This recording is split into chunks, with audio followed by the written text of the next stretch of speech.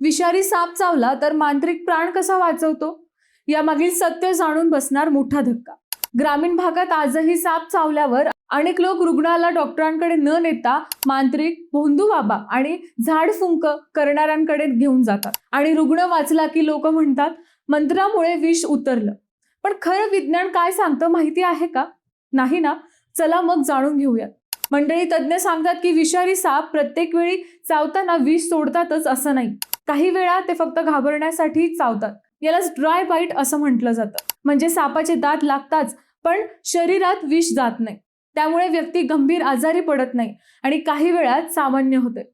याच गोष्टीचा फायदा काही भोंदू लोक घेतात आणि झाडफुंकीमुळे जीव वाचल्याचा दावा करतात. पण प्रत्यक्षात सापाचे विषच सोडलेले नसते. म्हणून साप चावल्यास काय कराल तर रुग्णाला शांत ठेवा. त्याला धावपळ करू देऊ नका. कोणतेही घरगुती उपाय टाळा आणि सर्वात महत्त्वाचे, त्वरित जवळच्या रुग्णालयात जा. लक्षात ठेवा, सर्पदंशावर एकमेव योग्य उपचार म्हणजे डॉक्टर आणि अँटीसेनेक व्हेनम.